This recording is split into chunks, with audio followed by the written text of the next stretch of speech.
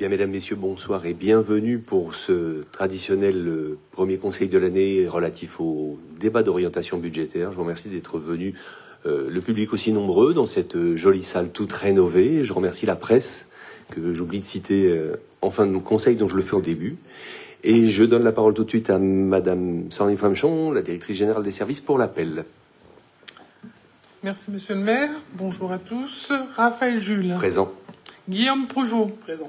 Betty Boulogne a donné pouvoir à Hélène Bernard. Caroline Caron. Présente. Maxence Dequet. Hélène Bernard. Sur la route. Mathias Pascal. Sylvie Bernardini. Ludovic Latry. Wilfried Onfry. René Viard. Patricia Duhamel. Marcel Level. Franck Fasquelle. Patrick Delporte. Valérie Delporte, Philippe Baudiot, Sandra Mille, Peggy Andrieux, Guillaume Savéan a donné pouvoir à Guillaume Pruvot, Julietta Pinte, Carole Sylvestre, Geoffrey Fourcroy a donné pouvoir à Wilfried Onfry, Stéphanie Lacroix, Justine André-Jacques, Jean-Claude Condette, Irénée Miellot, Annie Leport, Pascal Lebon, Christian Delacour, Catherine Leduc, Virginie Malayode a donné pouvoir à Patrick Delporte, Régis Altazin. Bien, merci beaucoup. Donc, vous avez reçu avec votre convocation les comptes rendus de décision depuis le dernier conseil municipal, ainsi que le procès-verbal du dernier conseil municipal que nous devons voter. Y a-t-il des questions relatives au procès-verbal? Non. Y a-t-il des contre? Des absents? Oui, monsieur. Le micro, s'il vous plaît. Merci, excusez-moi. J'avais juste une question de précision sur vos décisions prises. Oui. Vous avez nommé un régisseur et un adjoint pour le service senior, je crois. Oui. Est-ce qu'on pourrait savoir de qui il s'agit, les noms des personnes? Alors, pour l'instant, non. On ne peut pas vous donner le nom, mais vous inquiétez pas, il y a quelqu'un qui est nommé, qui est en formation pour l'instant. Mais c'est quelqu'un de la mairie quand même, rassurez-moi. Bien sûr, monsieur. Ouais, je pense pas que Tout le le personnel du service senior a été formé à la régie, de toute façon. Tout le personnel de... Oui. D'accord, donc c'est des personnes du service issues Voilà, du... bien sûr, oui. Ok. Pour un service municipal, c'est souvent comme ça que ça se passe. Non, c'est pour savoir. Avant, il y avait un trésorier, un président dans ce service. Oui, bien sûr. Maintenant, on est passé en RAP, en régie autonome, un truc comme ça. Oui. Non, même pas en régie autonome, non. C'est un service simple. Ok. C'est un service en direct avec une régie. Ok, merci. Bien. Donc sur le procès-verbal, s'il n'y a pas de questions, y a-t-il des contre, des abstentions? À l'unanimité, je vous remercie. Et nous passons à la première délibération, qui n'en est pas une, puisque c'est un débat et rapport d'orientation budgétaire. Et je cède la parole à Caroline. Merci, Monsieur le maire. Bonsoir à tous.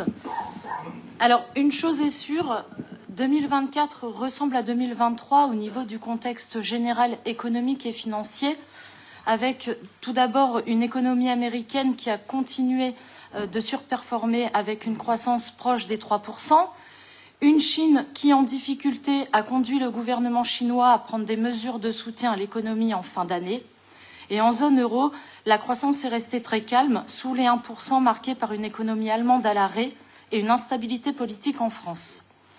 Le PIB progresserait à l'identique de 2023 également, soit de 1,1%.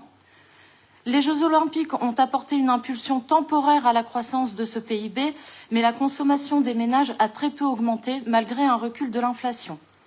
L'INSEE établit la progression de l'indice des prix à la consommation sur 2024 à 2%, avec une faible progression des denrées alimentaires, des coûts dans le secteur du bâtiment et des travaux publics et un reflux des prix de l'énergie. À noter que les coûts des services ont le plus contribué à l'inflation avec les ajustements des salaires qui ont été effectués.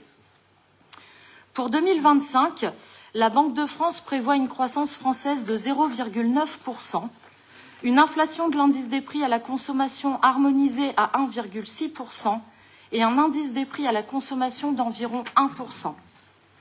Avec un indicateur de confiance des ménages qui se redresse depuis janvier, On peut envisager une progression de cette consommation des ménages, mais l'instabilité politique et la nécessité de redressement des comptes publics par le biais d'économies importantes et donc une réduction de la dépense publique vont grever la croissance.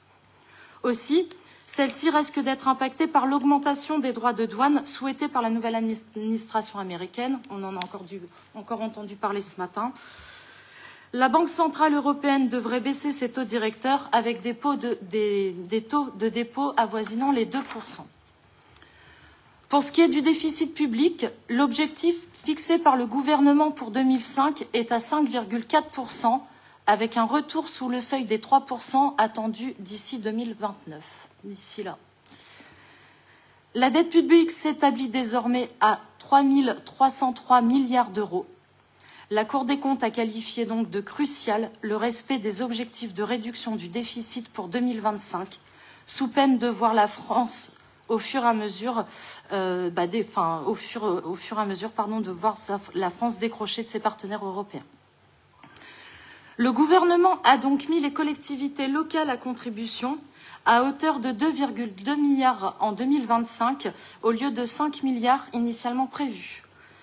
D'ailleurs, au niveau des finances locales, nous avons toujours cet effet ciseau avec malheureusement des recettes de fonctionnement inférieures aux dépenses de fonctionnement. En effet, l'investissement local progresse de 8,3%, entraînant une progression de l'encours de dette à 1,4%. L'épargne brute, quant à elle, baisse de 7,8%. Alors, afin de faire face à tout cela, certaines mesures sont prévues dans la loi de finances 2025. Nous avons tout d'abord les dotations de l'État, notamment la dotation globale de fonctionnement qui devrait être augmentée de 150 millions d'euros par rapport à l'an dernier. Nous avons également les dotations d'investissement qui se maintiennent à 1046 millions d'euros et le fonds vert qui va fortement baisser, passant de 2,5 milliards à 1,15 milliard d'euros. Autre mesure de cette fiscalité de loi de finances, la fiscalité avec la taxe d'habitation sur les résidences secondaires, l'augmentation du taux d'exonération des terres agricoles pour les parts communales et intercommunales de 20 à 30%. Il faut savoir que cette perte ne sera pas compensée par l'État. La taxe d'aménagement sur les transformations des locaux professionnels en locaux d'habitation. Et pour finir, d'autres mesures issues du projet de la loi de finances et de la sécurité sociale 2025, l'augmentation du taux des cotisations patronales à la CNRACL. Sachez que pour Saint-Martin, cela représente une hausse de 100 000 euros par an, soit 400 000 euros pour les 4 prochaines années. Et enfin, il y a un retour à la normale de prévu pour le taux de l'URSSAF, ce qui représente également pour notre commune une augmentation de la cotisation de 30 000 euros pour l'année. Voilà pour le contexte local. Nous allons maintenant aborder les conséquences de toutes ces baisses de recettes et les orientations budgétaires pour notre commune pour l'année 2025. Au 1er janvier 2025, le capital restant dû de notre dette s'établit à 3 579 265,84 euros, en baisse de 29,43% par rapport à l'an dernier. Donc ça, c'est quand même très important de le signaler. Donc le montant total de l'annuité intérêt compris s'élèvera pour 2025 à 341 247 euros. Notre capacité de désendettement s'élève désormais à 2,43 années. Pour rappel, une capacité de désendettement supérieure à 12 ans est considérée comme inquiétante. Donc je le redis, nous sommes à 2,43 ans. Je tiens à préciser par rapport aux autres communes de la même strate que nous sommes bien en dessous de ce seuil, même en ayant financé un investissement de plus de 4 millions d'euros pour la rénovation de Brassens. Alors, quelles seront nos ressources fiscales pour la partie fonctionnement pour cette nouvelle année? Eh bien, sur les contributions directes, nous tablons un minimal de 8,7 millions, toujours sans augmenter le taux d'imposition comme il en est depuis 2009. L'attribution de compensation versée par l'EPCI a diminué de 6,22% en 2024 par rapport à 2023. Donc pour cette année, cette attribution s'élèvera au montant précis de la dotation, soit 1 899 256 euros. Le produit de la TLPE, la taxe locale sur la publicité extérieure, s'est porté en 2024 à 232 634 euros, en baisse quasiment de 2% par rapport à 2023. Alors nous prévoyons comme d'habitude une recette minimale de 200 000 € en 2025. En ce qui concerne la taxe communale sur la consommation finale d'électricité, celle-ci a également baissé de 48,29% par rapport à 2023. Pour 2025, celle-ci devrait être environ de 190 000 €. Enfin, pour nos recettes fiscales, il nous reste les DMTO, pour lesquels nous prévoyons pour cette année 250 000 €. Donc vous pouvez le constater, nous avons des ressources fiscales et des dotations de l'État en pleine diminution, ce qui nous demande encore plus de vigilance afin de maintenir le cap, car justement, tout ceci va nous amener à des dépenses de fonctionnement qui n'ont augmenté, je tiens à le préciser, en 2024 que de 1,05%, soit 0,95 points en dessous de l'inflation établie par l'INSEE à 2%.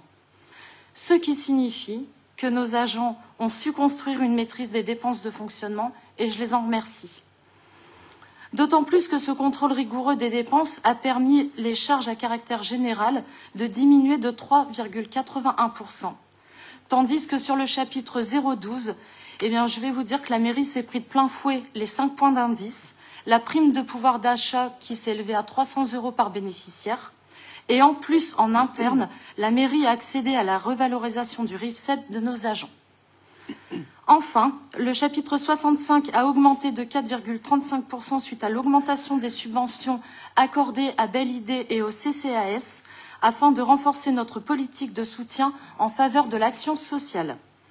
Je tiens à préciser que depuis notre arrivée, nous n'avons cessé d'augmenter ces deux subventions afin de soutenir l'action sociale sur notre commune, car nous sommes pleinement conscients de la difficulté et de la précarité que peuvent ressentir les familles aux plus faibles revenus sur la commune.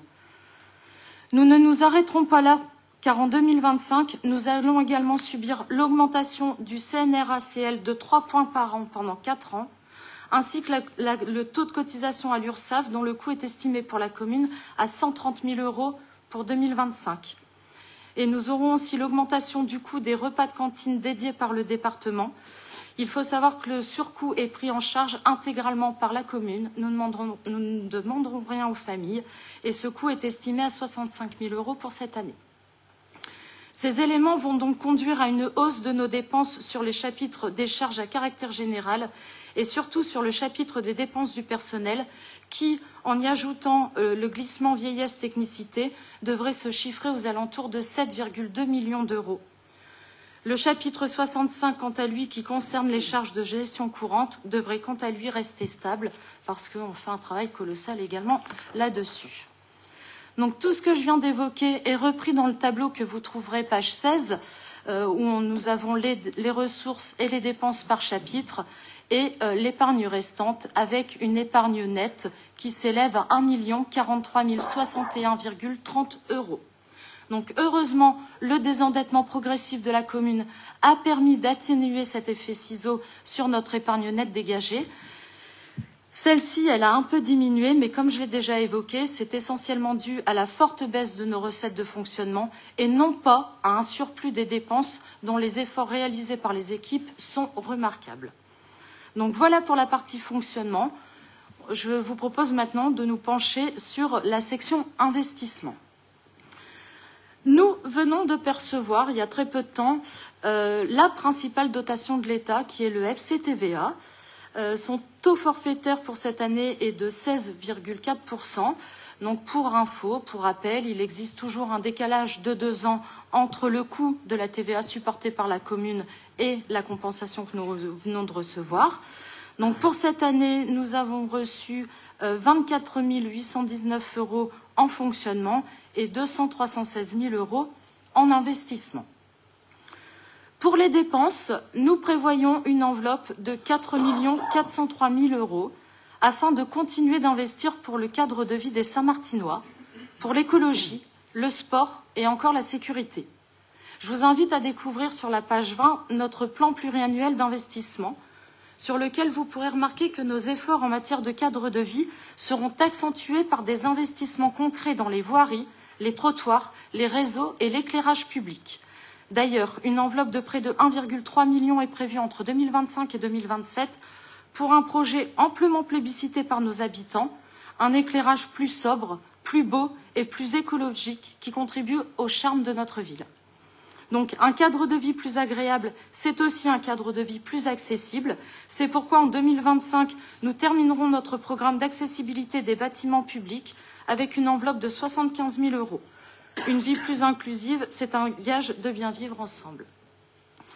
Enfin, notre enveloppe de travaux divers d'investissement sera notamment fléchée vers l'entretien de notre patrimoine bâti communal, qui a grandement souffert du manque de travaux depuis quelques années et dont les failles ont été exposées lors des dernières tempêtes. Diverses toitures seront ainsi réparées ou changées et viendront abonder un programme ambitieux de rénovation entamé en 2020. Il est de notre devoir de ne laisser à nos enfants des bâtiments publics en bon état. Donc, améliorer le cadre de vie des Saint-Martinois, c'est également investir dans des projets structurants pour nous tous. Nous avons eu la joie d'inaugurer la rénovation énergétique de notre centre culturel Brassens, là, en début d'année. Vous pouvez en constater ici même une partie des résultats. Sur une période restreinte, les travaux ont été conduits rapidement et efficacement, et surtout fidèles à l'appel d'offres qui a été effectué. Une partie des dépenses sera liquidée en 2025 et nous actualiserons donc l'autorisation de programme votée en 2023. Autre programme structurant, une annonce faite en 2020, nous aurons en 2025 un city-stade dans notre centre-ville à destination de nos jeunes. D'ailleurs, cet investissement marquera le départ du projet de restructuration, de redynamisation du centre-ville. À côté de ça, autre projet plus triste, mais ô combien nécessaire, nous entamerons l'extension du cimetière, mais je ne m'attarderai pas là-dessus puisque ce sujet fait l'objet d'une délibération de la suivante.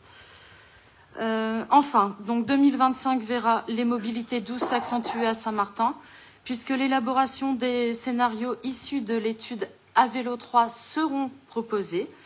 Cette feuille de route nous permettra d'engager les premières actions concrètes sous forme d'actions de sensibilisation ou de premiers aménagements légers. Alors voilà, donc face aux défis économiques et budgétaires qui se dressent devant nous, nous faisons comme chaque année le choix du sérieux et de la responsabilité. Notre gestion, qui je peux dire est rigoureuse de nos finances publiques, nous permet aujourd'hui d'envisager l'avenir avec confiance. Saint-Martin est une ville qui avance, qui se transforme et qui investit pour le bien-être de ses habitants. Nous maîtrisons nos dépenses de fonctionnement, nous maintenons un endettement faible et nous poursuivons une trajectoire financière saine, tout en étant au rendez-vous avec les attentes de nos concitoyens.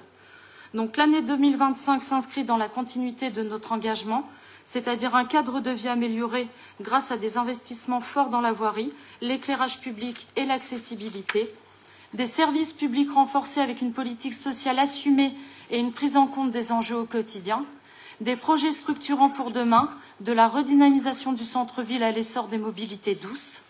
Notre feuille de route, elle est donc claire, poursuivre le développement de Saint-Martin sans jamais compromettre notre stabilité financière. C'est ce qui compte pour moi. C'est cet équilibre entre ambition et rigueur qui fait notre force et qui garantit un avenir prospère et stable pour notre ville. Merci. Merci beaucoup Caroline, bravo pour le travail effectué, bravo à tes équipes. Franchement, le résultat est remarquable et bluffant de voir le maintien de ces équilibres financiers. Y a-t-il des questions? Monsieur Delacour. Merci. Bonsoir à tous. Merci Madame Caron pour votre exposé. Je voudrais reprendre un peu votre feuille de route. J'ai plusieurs points et renseignements à vous demander, puis je vous donnerai un petit peu mon opinion. Je voudrais repartir sur la page 5 où vous parlez du système d'IDIGO. Quand vous abordez ce système pour notre commune, vous nous dites... On n'est pas concerné. Bah, c'est ce que par contre, vous mettez en conditionnel, quoi. Vous êtes sûr? Non, c'est certain. En fait, comme il s'agissait de présenter un contexte général, j'ai soumis les possibilités qu'on pouvait avoir. Elle en fait partie pour certaines communes, mais malheureusement, nous n'y avons pas le droit. C'est la raison pour laquelle j'en ai pas parlé.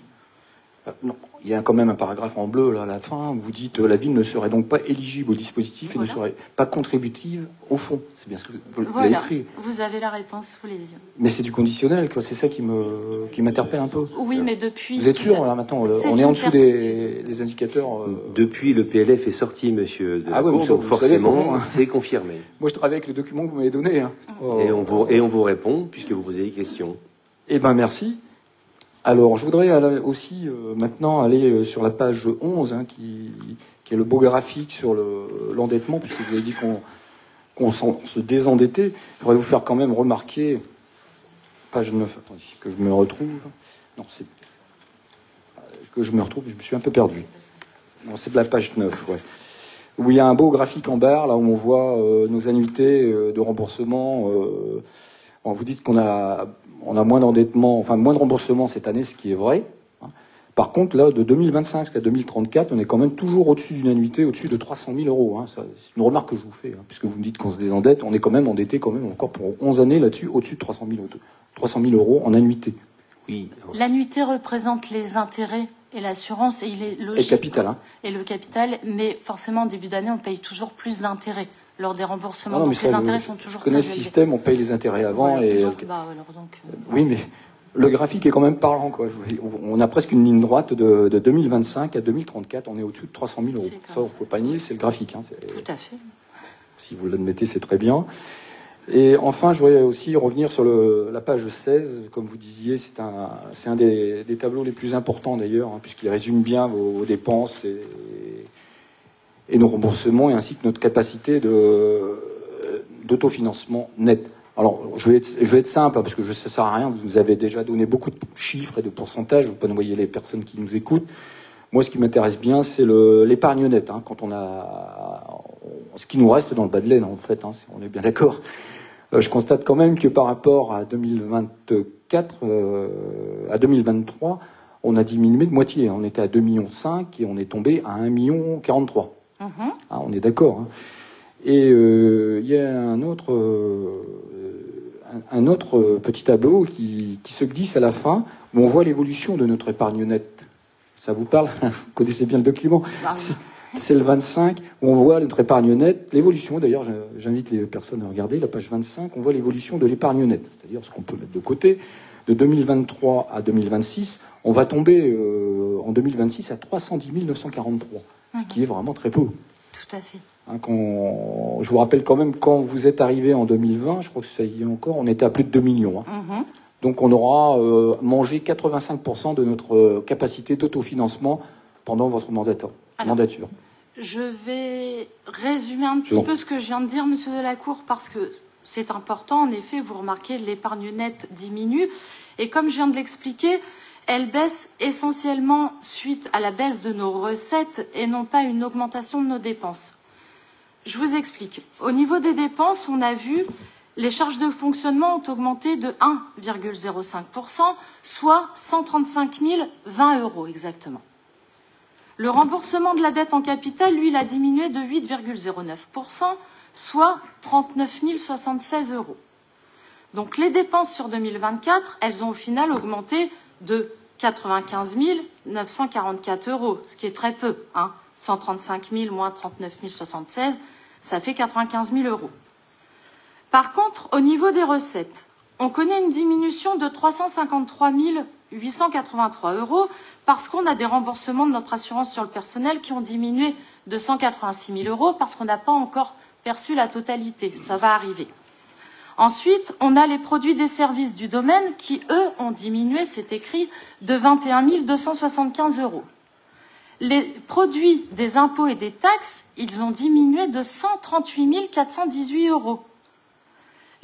Les dotations et les participations, elles ont augmenté de 23 944 euros, c'est écrit. Les autres produits de gestion courante ont diminué de 33 000 euros.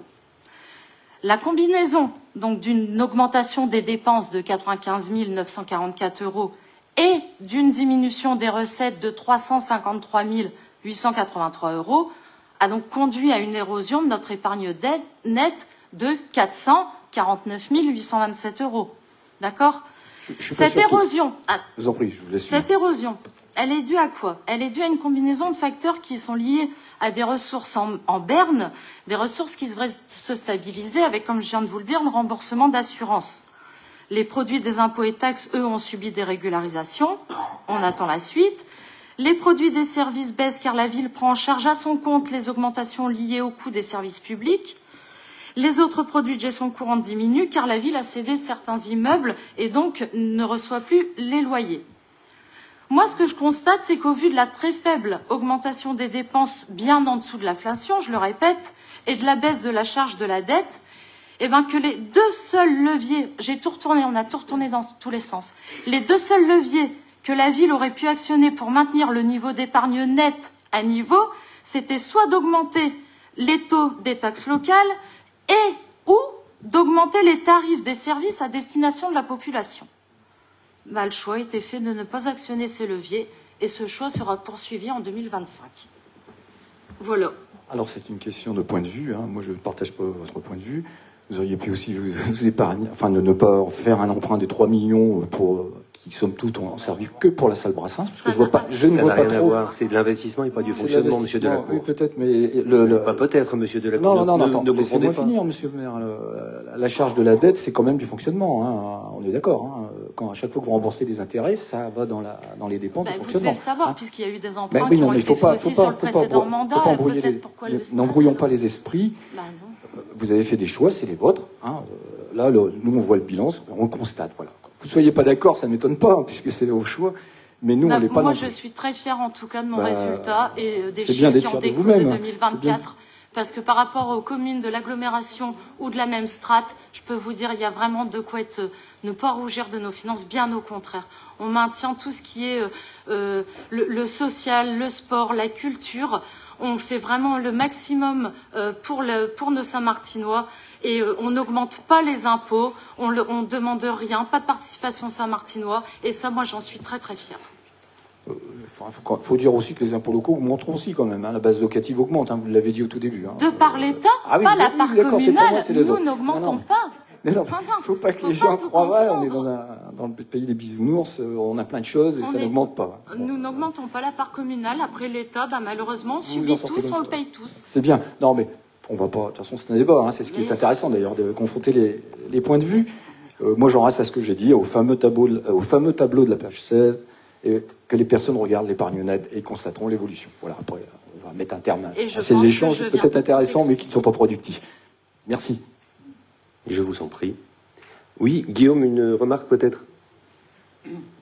Merci, monsieur le maire. Tout d'abord, bravo Caroline pour ce bel exposé qui met en valeur la gestion des finances de notre commune. Les chiffres sont bons et on ne peut pas dire le contraire, simplement parce qu'on a une dette par habitant qui est équivalente à 350 € par habitant, là où la moyenne pour la strate, c'est-à-dire pour les communes de 10 000, 20 000, est de 753 €. Ce qui fait plus du double. Et ce qui n'est pas négligeable donc pour une commune comme la nôtre, surtout dans une région et un contexte politique international et national qui est difficile. Caroline l'a dit, tous les gouvernements centraux qui se sont succédés, que ce soit toutes les majorités possibles et inimaginables depuis plus de 15 ans, ont fait des collectivités locales leur variable d'ajustement pour leur budget, on le paye également. Et donc on a des ratios financiers qui parfois se dégradent. Pas pour nous, dans le cadre des communes de plus de 5000 habitants de l'agglomération, on a la dette la plus faible, la capacité de désendettement la plus élevée et la dette par habitant la plus faible également. Et pour les investissements, puisqu'on y vient, puisque l'emprunt de 3 millions d'euros a servi à ça, quand je vois les retours de la population pour la salle Brassens, je me dis que cet emprunt était bienvenu. Je continue de dire qu'il a été fait au bon moment puisque les taux d'intérêt ont explosé à la suite de l'emprunt qui a été fait à cette année-là. Et les investissements, ce n'est pas que la salle Brassens, Caroline l'a dit, c'est pour le cadre de vie. On a, entre 2020 et 2025, investi pour le cadre de vie des Saint-Martinois plus du double de ce qui avait été fait sur le mandat précédent. Sur le mandat précédent, sur les travaux publics, il y avait eu 2,7 millions d'euros d'investissement pour entretenir les travaux. 2,7 millions d'euros. Si on enlève Brassens, Si on enlève Brassens, on a déjà dépassé ce montant avec un an d'avance. Si on rajoute Brassens, on a doublé. Pourquoi ? Parce que, évidemment, on a dû investir sur des toitures qui ont commencé à lâcher, sur des bâtiments publics qui commençaient à ne plus être aux normes, et sur tout ce genre de choses qui ne sont pas de la dette financière, mais qui sont de la dette de travaux. Et on a récupéré cette dette de travaux qu'on a transformée en investissement concret, et ça sous l'impulsion de Maxence Dequet. Donc voilà, les ratios financiers sont bons, la dette est faible pour une commune comme la nôtre, et on avance pour améliorer le cadre de vie des Saint-Martinois. Merci Guillaume pour ces précisions. Monsieur Delacour. Oui, monsieur le Président, enfin, n'oubliez pas non plus de dire que vous avez hérité d'une situation qui était très saine. Hein. Je veux dire, en 2020, bon, c'est sûr qu'il y avait on n'a pas fait des investissements à tous azimuts, hein, mais on l'a bien remarqué, monsieur Delacour. Non, mais vous en faisiez partie, monsieur le maire. Hein, je vous rassure. C'était votre ami, monsieur Bali. Il doit se retourner dans sa tombe s'il entend ça. Paix à son âme. Mais il y avait une gestion saine aussi à l'époque, et on avait une capacité d'autofinancement qui était de 2 millions. Voilà, hein, c'est tout. Après, je vous dis, c'est des choix. Hein, vous avez fait vos choix. Moi, je ne vois ici que la salle Georges Brassens, qui est un grand changement, si vous voulez, qui est un lourd investissement. On va en reparler, à 4,2 millions ou 4,3 millions, hein, je ne sais pas, selon les variables et les jours.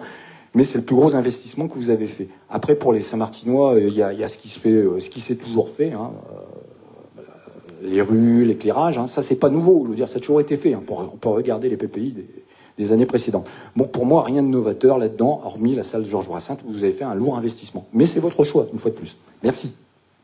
Merci. D'autres questions ? Madame Lebon ? Et ensuite, monsieur Altazin. À la page 20, dans le PPI, on a une ligne, alors que je retrouve, acquisition immobilière, 200 000 € en 2025. C'est quoi, en fait ? C'est une provision au cas où nous aurions besoin d'investir sur une acquisition. Donc, en 2024, il y avait 0. Oui. Et là, vous estimez qu'il faut mettre 200 000. C'est probable. Donc, c'est que vous avez quelque chose en vue. Non, mais c'est une prévision au cas où. Non, bien sûr que non. Non, parce que je me suis laissé dire, enfin, on m'a soufflé qu'il y avait peut-être une maison qui allait de nouveau être achetée place Jean Moulin. Eh bien, écoutez, on verra la suite. Ah, bah oui, je ne sais pas. On verra, donc ce sera confirmé une prochaine fois, certainement. Donc, bon, voilà, l'agence immobilière, la mairie de Saint-Martin continue de fonctionner. Moi, je vais concerner, puisqu'on est sur la même table. Merci. Pour revenir sur un peu l'évolution, si vous voulez, du PPI, hein, puisque ça m'y fait penser, là. Vous avez un très beau tableau, là, en page 20, où on voit 2023 jusqu'à 2026. J'ai fait le total, hein, si vous voulez, de tous vos investissements. On est à 13 381 215. Bon, je vous épargne les centimes. Et quand on regarde la rénovation énergétique de Brassens, c'est 4 315 646. Brassens, à lui tout seul, sur les 4 années d'investissement, représente 32% de votre investissement. Alors, ne me dites pas que vous avez fait pas mal de choses pour le bien-être des Saint-Martinois. Il y a un tiers qui part dans cette salle. Voilà, il faut le dire, sur 4 ans. Guillaume, tu veux rajouter quelque chose ?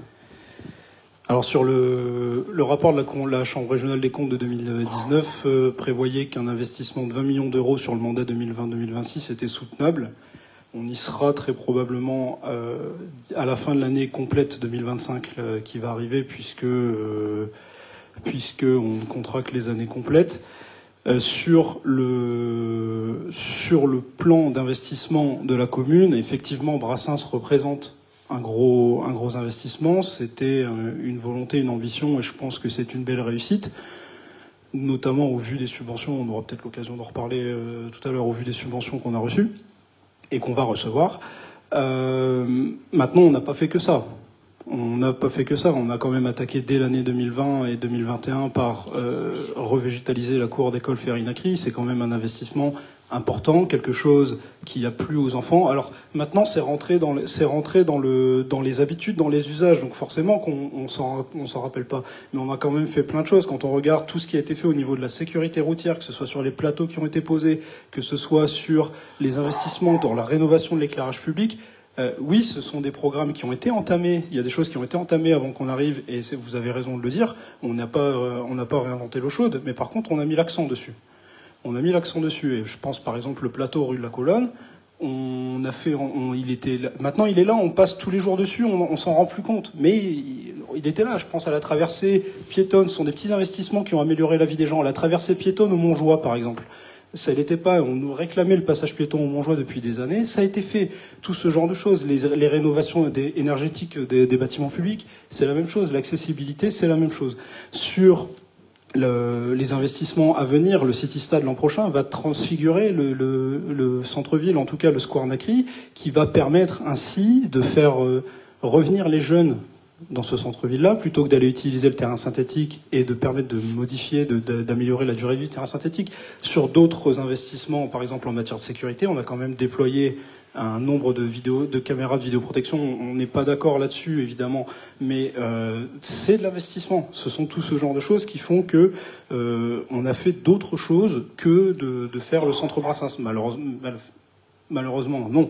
Heureusement, le centre Brassens représente, oui, une grosse part de l'investissement de la commune, parce que c'est le plus gros investissement de l'histoire de la ville, et que des investissements comme ça, il n'en a pas tous les 10 ans. Mathias ? Oui, je voudrais rajouter sur le centre Brassens, c'est un investissement, puisqu'on a tous subi en 2000, lors de l'éclatement de la guerre en Ukraine, un coût de l'énergie qui a triplé. Là, avec un investissement comme celui-là, on ne subira plus ça, puisqu'avec 50% d'énergie renouvelable plus l'isolation, c'est un investissement qui nous empêchera de subir l'inflation dans les futures années. Donc on avait tout intérêt à le faire. On l'a fait au bon moment, comme l'a dit Guillaume, puisque on a eu un emprunt avec un taux très bas, juste avant que la BCE ne remonte les taux d'intérêt. Donc là, on a fait un investissement certes coûteux maintenant, mais qui, pour l'avenir, va nous permettre d'économiser énormément d'argent. Merci pour cette intervention. Monsieur Altazin, vous vouliez poser une question ? Oui, bonsoir à tout le monde. Tout d'abord, sans m'associer au débat parfois un peu houleux des anciens et des nouveaux, puisque je ne suis ni l'un ni l'autre, je dirais toutefois que, à la lecture de tout ce qui est donné, il n'y a pas effectivement d'alarme ou d'alerte qu'il faille noter sur la comptabilité de la municipalité aujourd'hui, d'une année sur l'autre. Maintenant, il y a les années à venir. Qui sera, on ne sait pas, mais enfin, il y aura toutes les années à venir. Et donc, il ne faudrait pas qu'il y ait de dérapage malgré tout, parce qu'on va rester sur le fil du rasoir quand même dans les années à venir. Parce qu'on ne sait justement pas ce qui va se passer. Tout ce qui s'est passé là, depuis 2 ans, 3 ans, que ce soit le Covid, la guerre en Ukraine ou l'inflation et j'en passe, ce sont des faits qui ont été impactants. Quels seront les faits qui seront impactants ? Il faut toujours s'imaginer plus noir que rose. Forcément, c'est la sagesse comptable. Alors, on va dire que aujourd'hui, ça va. En tout cas, j'ai juste une petite question sur un détail peut-être, mais qui m'éclairera. Il est noté en page 14 que l'augmentation du coût des repas de cantine livrés par le collège, décidée par le département, augmentation du prix unitaire du repas de 33,3%, je lis bien, 33,3%. Oui, c'est ça, oui. Un tiers de plus. Oui.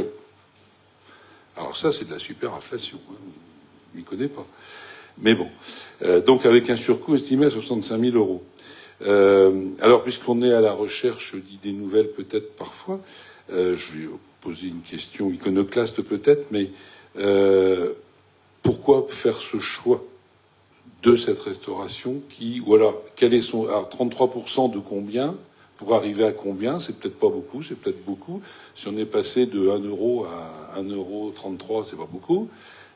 Si c'est plus, c'est peut-être beaucoup, je sais pas. Éclairez-moi sur le sujet. Le choix de cette restauration, c'est parce que nos enfants mangent au collège Salengro, et donc on utilise la même prestation de cuisine parce que c'est la seule cuisine centrale de la ville de Saint-Martin.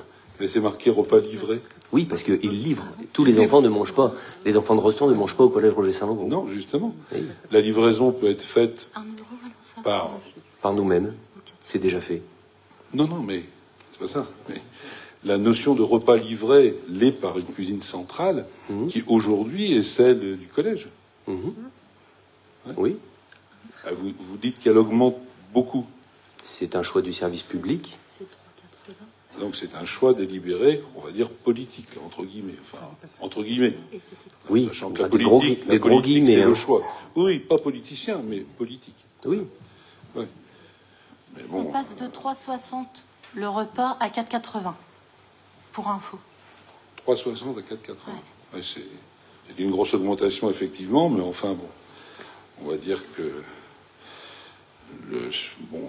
pour une école, 4,80, c'est 4,80 qui est donc payé, mais demandé aux parents. On est resté sur 3,60, le tarif initial, ouais. Ouais. Et c'est le surcoût que la mairie prend en charge. Mais est-ce que c'est une chose qu'il faudra proroger constamment, de pas faire un budget vrai, parce que si la réalité du département c'est de décider qu'un repas ça va coûter 4,80, bon, je sais pas, enfin c'est à voir. Moi je trouve que ce genre de considération est à voir, et j'hésiterai pas, je vais aller jusqu'au bout de ma pensée, à mettre en concurrence avec un autre serveur de repas. On l'avait bien compris, monsieur Altazan. Très bien, merci. Merci beaucoup. Bien. Monsieur Delacour, une dernière question? Non, merci. Non, j'en ai encore quelques-unes quand même. En ce qui concerne le City Stade, là, je rappelle d'ailleurs qu'avant il y avait un terrain de basket. D'ailleurs, c'est un retour à ce qu'il y avait. Hein, c'est assez cocasse, et c'était pas si mal. Oui. C'était mieux avant, hein, monsieur Delacour. Non, pas forcément. Non, je suis pas du tout là-dedans. Au contraire. C'était des panneaux de basket, monsieur, tout simplement. Mais après, c'est normal. Hein, je veux dire, il y a des besoins nouveaux qui se créent. Est-ce qu'il n'y aura pas de problème avec les écoles? Parce qu'il y a une circulation quand même assez intense. Il y avait eu un parking qui avait été créé. Là, on revient à ce qui était à l'origine. Alors, je me pose la question. Quoi. La circulation a lieu le matin à la dépose des enfants et le midi quand on vient les rechercher. Le reste du temps, non. Et les week-ends, non plus. Il n'y a pas de circulation. Il y a 10 habitants sur le quartier. Sur ce secteur-là, exactement. Donc, il n'y a pas de... En dehors des heures de pause et de dépose, il n'y a pas de circulation. Je suppose que vous allez avoir des subventions là-dessus. Bien sûr. Nous y travaillons ardemment. Bon. J'ai un engagement verbal du sous-préfet. Bon, ben c'est très bien. Et pour répondre à M. Pachal, hein, je veux dire, quand il me dit on va faire beaucoup d'économies, j'aurais aimé avoir le ratio. Pour aujourd'hui, vous le ferez plus tard. Parce que sur l'investissement de 4,3 millions, combien d'années il faudra pour amortir, en termes d'économie d'énergie, cet investissement? Voilà. Et pour aussi rappeler à M. Prévost aussi qu'avant, il y avait des investissements, je me rappelle du stade où on a fait une piste synthétique qui nous a coûté très cher d'ailleurs, hein, oui. Ce qui n'est pas rien et qui existe encore, qui est fortement utilisé par tous les élèves, même de Saint-Lô, monsieur le maire. Je vous le confirme. Voilà. Et merci. Merci. S'il n'y a plus de questions, je vous propose que nous prenions acte de ce débat d'orientation budgétaire et nous passons donc à la délibération numéro 2, tarification des services liés au cimetière municipal. Alors effectivement, le sujet n'est peut-être pas très joyeux, mais cependant cette délibération a pour but de nous pencher sur la situation des défunts. Actuellement, le cimetière dispose de 4300 concessions pour 7800 défunts et de 3 ossuaires. Annuellement, la commune a besoin d'environ 1 caveau 3 places, une dizaine de caveaux 1 place et une quinzaine de caveaux 2 places. La présente délibération a donc pour objectif de vous proposer les nouveaux services que nous dédions aux défunts. Le premier, c'est sur la durée de concession. Nous avons, suite à quelques rencontres avec des Saint-Martinois, engagé une réflexion sur la durée de concession parce que des personnes d'un certain âge nous ont fait remarquer que 50 ans de concession était peut-être un peu trop long et qu'il serait peut-être judicieux de revoir la proposition. Et c'est pour ça que nous sommes passés à 2 propositions complémentaires à celle des 50 ans, une intermédiaire à 30 ans et une courte à 15 ans. C'est ce qui est proposé dans la délibération. Il est proposé aussi d'envisager d'utiliser des caveaux reconditionnés, puisque à la fin d'une concession échue qui n'est pas réclamée, nous pouvons récupérer cette concession et si elle est en état d'être réutilisée, elle peut être désinfectée pour être remise sur le marché à un coût inférieur au coût d'une concession neuve.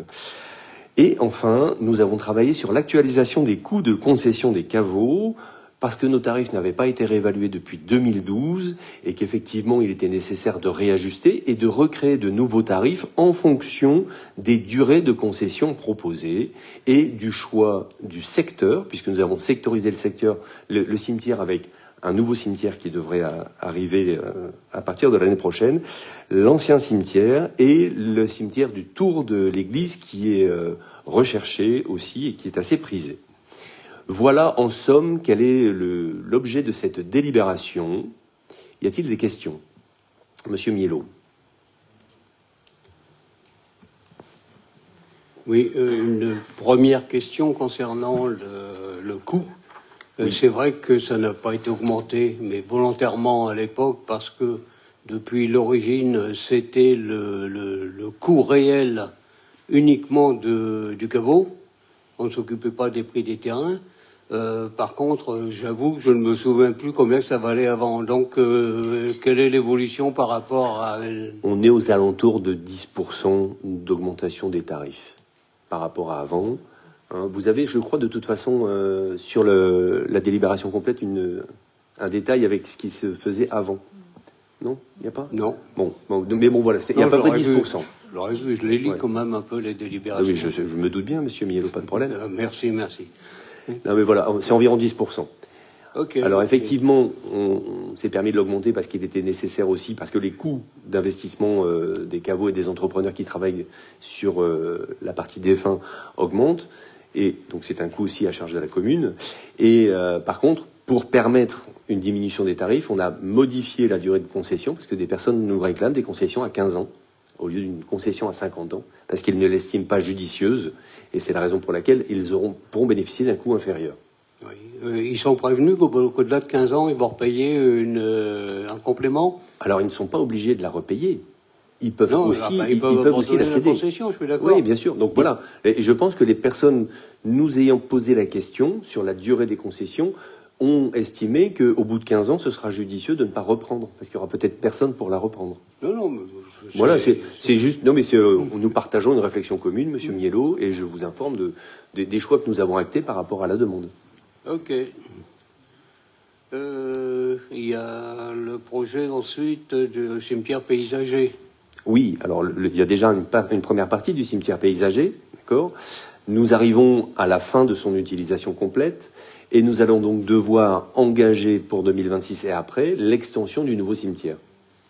Oui, ça c'était déjà prévu depuis plusieurs années puisque le parking avait été aménagé exprès dans ce sens. Bien sûr. Mais là, par contre, ce que j'ai relevé, c'est que j'allais presque comme toujours, vous envisagez une étude à 53 000 €, alors qu'en son temps, il y a eu V2R qui a fait cette même étude sur ce même terrain de géologique, à la fois géologique avec justement énormément de sources dans ce terrain qu'il fallait drainer, etc. Tout était fait par palier, tout était calculé. Est-ce que vous avez ressorti cette étude ou bien vous repartez sur une nouvelle étude? Non, on s'est appuyé sur cette première étude, mais nous la réactualisons avec des modifications et des adaptations en fonction des us et coutumes des cérémonies défunts. Mais le terrain n'a pas changé. Je vous confirme que le terrain n'a pas changé. Mais on a fait peut-être des choix différents d'aménagement. Il est toujours aussi inondé, oui. Oui, ça, on l'a bien remarqué. Alors, puisqu'on parle d'inondation, il y a aussi... Alors là, je n'ai pas eu moi-même l'information, mais il semblerait que certaines tombes, certaines concessions subissent un peu trop d'inondations. Il y aurait un peu trop dedans. Alors, je ne suis pas surpris, puisque dans mon jeune temps, j'ai travaillé au cimetière avec mon père. Donc, je ne suis pas surpris, c'est plein de sources et il y a de l'eau partout. Le problème, c'est que à quel endroit j'aimerais le savoir. Si vous avez des retombées, si c'est dans les anciennes concessions, effectivement, c'est pas surprenant. Dans les nouvelles, ce serait beaucoup plus inquiétant. Ouais, peut-être que Fabrice, techniquement, pourrait nous répondre sur ce point précis. Le micro pour Fabrice, s'il te plaît.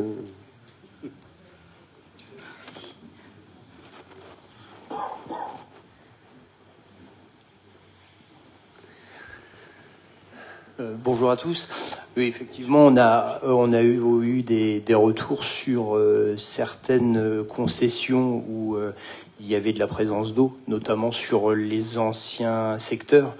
Sur les nouveaux secteurs, on a changé la mise en place des caveaux, puisque maintenant on met des caveaux en unibloc, donc qui empêchent l'eau de pénétrer.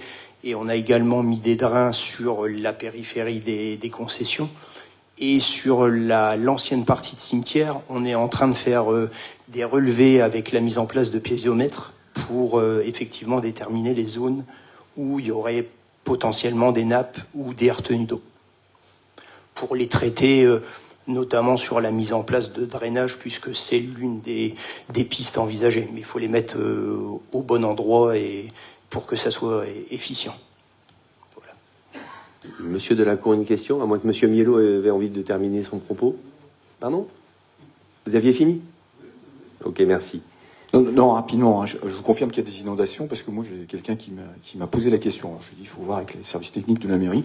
Effectivement, il y a quand même des caveaux qui sont vraiment bien remplis, quoi, ce qui est un peu quand même traumatisant quand on rouvre la tombe pour mettre le compagnon ou la personne décédée. Petite question technique, le paiement là, de la concession, c'est à partir de la réservation du caveau ou du décès? Je veux dire, c'est un peu morbide, mais... Soit vous achetez le caveau par anticipation. Oui, et ok. La date, là, l'échéance commence à tourner, là. Voilà. D'accord, merci. Y a-t-il d'autres questions? S'il n'y a plus de questions, nous passons au vote. Y a-t-il des contre? Des abstentions? Qui est pour? Je vous remercie pour cette unanimité. Délibération numéro 3, c'est le classique rapport d'orientation budgétaire de la communauté d'agglomération du Boulonnais que vous avez comme moi lu attentivement. Et donc nous devons prendre acte, Sandrine? Oui. Voilà, donc nous prenons acte de ce rapport d'orientation budgétaire, je vous remercie. Délibération numéro 4, avis sur le schéma d'accueil des gens du voyage. Donc l'État nous a fait part de ses propositions sur l'accueil des gens du voyage de 2025 à 2030. Cette délégation est détenue par la communauté d'agglomération du Boulonnais. Elle a été présentée au dernier conseil communautaire et le conseil communautaire a décidé de rejeter cette délibération en n'acceptant pas les propositions faites par l'État pour l'accueil des gens du voyage sur notre territoire. Territoire qui, pour les gens du voyage, n'est pas uniquement la CAB, mais c'est la CAB, la CCDS et la Terre des Deux Caps. Voilà, donc je vous propose que nous exprimions de la même manière que la CAB, puisque nous devons le faire avant le 15 mars prochain. Donc je vous propose que nous votions contre cette proposition.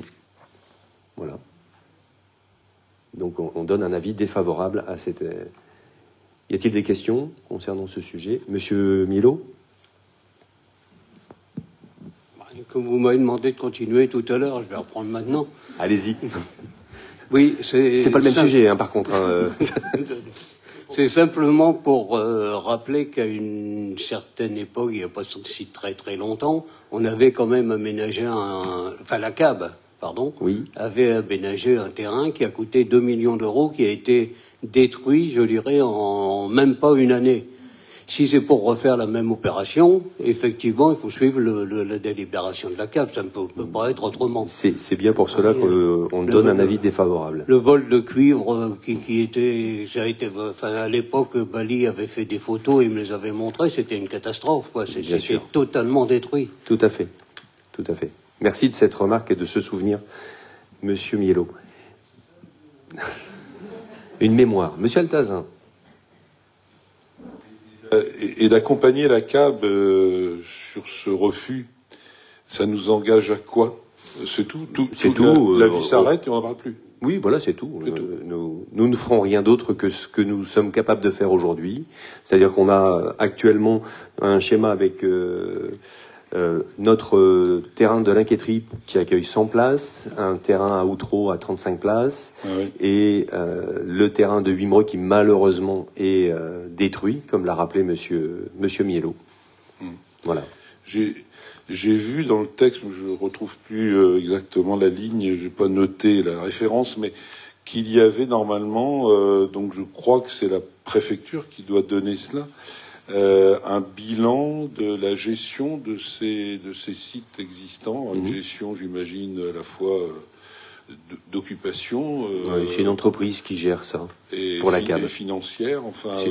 C'est la CAB qui gère tout ça. C'est la CAB qui gère tout ça. Bien sûr. Et donc, ce bilan, enfin, je ne sais pas si ceux qui siègent à la CAB en entendent parler, mais le bilan, il est comment alors? À part les destructions dont on a déjà parlé. Alors, je vous prie de m'excuser, on en parle peu, voire pas souvent, et ce n'est pas ma délégation de vice-président, donc je ne pourrais pas vous donner plus d'informations concernant ce sujet. Bon, ok, merci. Bien. Encore des questions? Donc, nous passons au vote. Donc, alors, je rappelle, nous votons pour un avis défavorable. Donc, qui est contre l'avis défavorable? Qui s'abstient contre l'avis défavorable? Qui est pour l'avis défavorable? Je vous remercie pour cette unanimité. Bien. Et délibération numéro 5, convention de recours aux bénévoles du service senior. Donc, comme vous le savez, nous avons, depuis le 1er janvier, mis un service senior en route, qui fonctionne parfaitement bien, avec de nombreux inscrits. Et une demande avait été faite lors de l'Assemblée générale de dissolution de l'OF3, que des bénévoles puissent continuer à participer à l'activité du service senior. C'est ainsi que, dans le cadre de la reprise par la mairie du service senior comme service municipal, il nous est nécessaire de conventionner avec nos bénévoles pour qu'ils puissent travailler de manière totalement sécurisée comme bénévoles dans toutes les activités sur lesquelles ils sont proposés. Voilà, c'est le sens de cette délibération. Y a-t-il des questions ou des remarques? Monsieur Delacour? Encore moi. Simplement, il y a un moment où on dit la durée du bénévolat. Et dans l'annexe 1 ou 2, mais je ne l'ai pas trouvé, moi. Ou alors, j'ai la vue qui baisse, hein, est-ce que... Non, c'est à tacite reconduction, je suppose. Il n'y a pas de... Non, voilà. On est tenu d'accorder une année et on peut préciser c'est à tacite reconduction, donc ce sera à tacite reconduction. Je vous dis parce que... Non, mais bien sûr, mais c'était clair pour nous. D'autres questions? Pas de remarques? Bien, nous allons passer au vote. Qui est contre? D'accord. Je note, monsieur Condette. Vous serez bénévole, sans aucun problème, et vous resterez bénévole, il n'y a pas de souci. On le fait pour vous. Des abstentions? Qui est pour? Je vous remercie. Ce conseil est à présent terminé. Madame Lebon nous a transmis 2 questions, dont une a été répondue par l'envoi des documents demandés par retour de mail. Il s'agissait pour Madame Lebon de savoir les lettres d'engagement des subventionneurs et on vous les a transmises. Donc il ne nous reste plus qu'une deuxième question, Madame Lebon. Oui, je voulais juste apporter une précision, c'est que ça représente, on a fait le calcul, ça représente 44%, les subventions représentent 44% du coût total. Alors que ça avait été annoncé 70 à 80% en début de projet. Donc je tenais à le souligner. Hein. Oui. Voilà. Guillaume, tu veux bien apporter une réponse? En effet, parce que sur le plan de financement qu'on a voté l'année dernière, on avait espéré avoir de la DETR et de la DSIL de la part de l'État qui, dans le contexte financier, ne nous a pas été octroyé. C'était juste une remarque importante. La deuxième question, c'était... on souhaitait savoir si le terrain du lotissement de la rue Ferry, sur l'ancien terrain de boule, avait été acheté par le bailleur et à quel prix? Alors, je vais vous répondre, Madame Lebon, parce que vous savez très bien, ayant été adjointe au logement en 2014 à 2020... Je ne parle pas d'hier, je parle d'aujourd'hui. Merci, je ne vous coupe pas la parole, Madame Lebon. Non, mais c'est précision. Donc... Comme vous le savez, les affaires suivent leur cours actuellement et les choses seront acquises au moment où elles devront l'être. Je vous remercie de cette question. Ça botte en touche encore une fois, ok. Merci. Bien, le conseil des questions étant terminé, je vous remercie. Je remercie l'ensemble des personnels qui ont participé à la mise en œuvre de cette salle, les services fêtes et cérémonies, les services techniques, le service